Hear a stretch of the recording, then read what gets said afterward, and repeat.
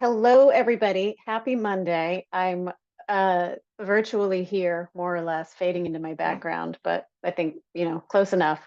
Happy Monday. This is Money Mondays. My name is Belinda Ray. I am the Director of Strategic Partnerships here at GPCOG.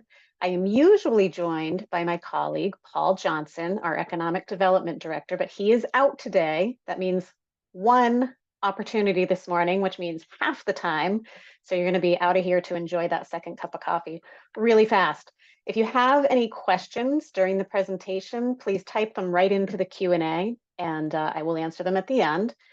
As always, if you have registered or attended, we will mail the slides to you afterwards. And all of the videos are available on our YouTube channel, which I will next time have a link for you.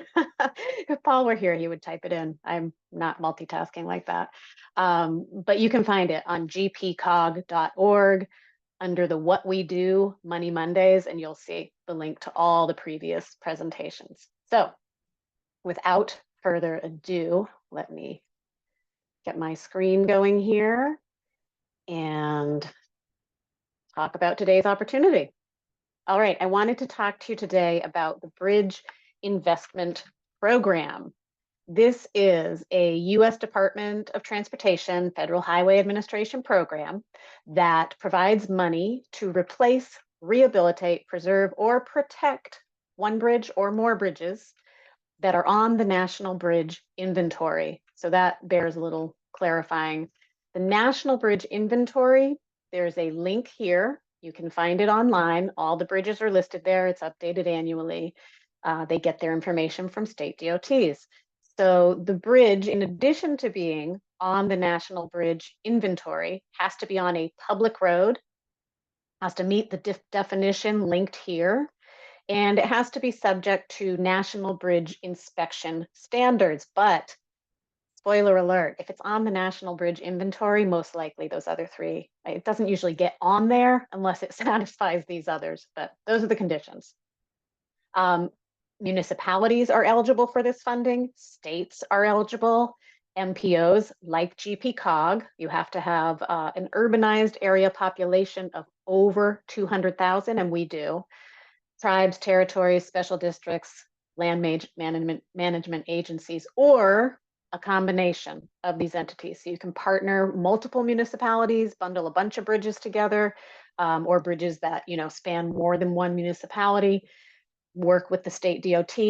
Any combination of these entities is also eligible. There are two pots of money, which seems so common with so many of these grants these days. There's a planning side, and then there's a project side, which is the construction, doing the work. So on the planning side, they don't want to fund a planning project unless you are gearing up to apply for the funding. So planning will cover the early phases here. So planning processes, feasibility, revenue forecasting, or planning and environmental linkages. And there's a link there to help explain what that means.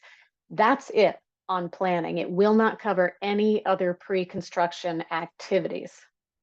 Bridge project grants, on the other hand, will cover all of these things that are under the planning side, other pre-construction activities, also obviously the work to replace, rehab, protect the bridge, also can cover expenses related to bridge protection. Seismic or scour protection is called out there. Something to note, if you are going to apply for more than one bridge, it needs to be one application. You have to bundle them together and complete them as one project. It might be multiple years that it takes, and you can sequence them, but it has to be kind of one project so that it's one budget, it's all the money's in one place. Any bridges funded through this opportunity have to make accommodations for bikes and pedestrians according to the Federal Highway Administration guidance. There is a possibility they might say this bridge is in a place it's never going to host walking and biking, and therefore you don't have to have something, but you have to check that and you have to make accommodations as appropriate. And the final thing, this won't cover new bridges. So it has to be something you are replacing, rehabilitating, protecting, preserving. Nothing new. So which one should you apply for, the planning or the bridge project grant? The real key here is how close you are to construction. If you're going to apply for the bridge project grant, you have to be ready, shovels in the ground, within 18 months of signing an agreement. And we all know how long it can take to get to that shovels in the ground point. So if you are not going to get there within 18 months, you're going to have to do the planning grant and get some more of that advance work done and then go for the bridge grant. But if you are close, then by all means go for the bridge project grant, because that will cover all the planning stuff plus the construction. You just have to make sure you're going to get there in time. So a couple of key features here. The funding available for the planning, there's no minimum, no maximum. For the bridge project grant, it's a $2.5 million minimum and a 100 million maximum. So, you know, depending what you've got going on, if you're not going to hit that minimum, you might consider partnering with another municipality, or asking the state, hey, are you putting in an application? Can you bundle us in there? That can help you get there. The cost share is significant. It's a 20% cost share for either one. So for instance, if you were doing a $2.5 million bridge project grant, you'd have to come up with $625,000 to match that. So your total project cost there is what? 3.15, 3.75.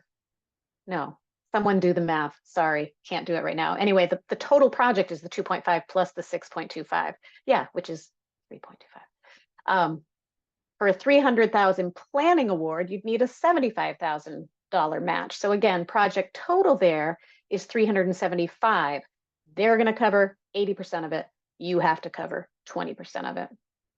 Things that they will consider as they are looking at your grant application.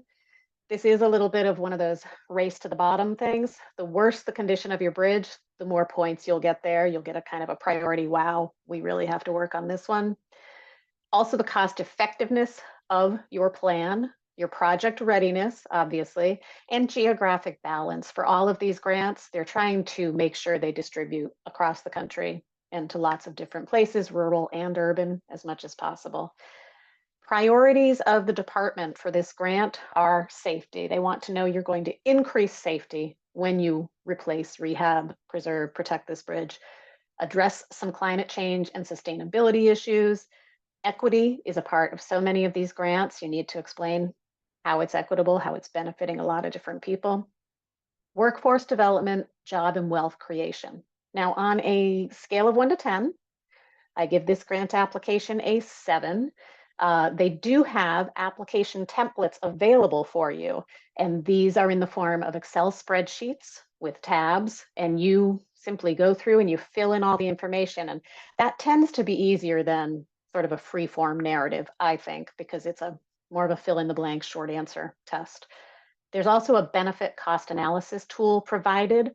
So that is something you need to do for the bridge project grant, and they have a tool to help you do that analysis. The deadlines are slightly different. For the planning grant, you need to have it in by October 1st. And for the bridge project grant, November 1st. So there's significant time here to get this done. If you're interested in finding out more, there are some links here.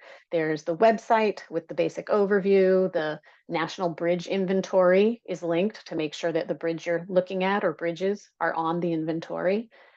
There are a couple of videos, and important, this program, like so many others, is going to have an additional year of funding.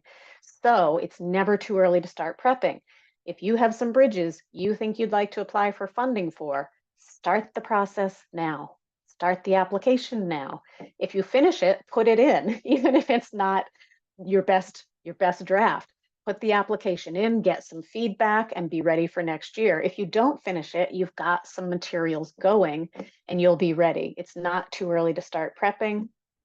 Start getting those things in line and be ready for the next round of funding. It also gives you time to shore up your match. So that is what I have today.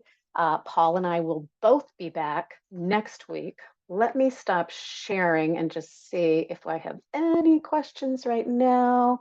Nope, looks like we are good for the moment. So everybody have a great week. We will see you next Monday and look for those emails with the recording and the links. Take care. Bye.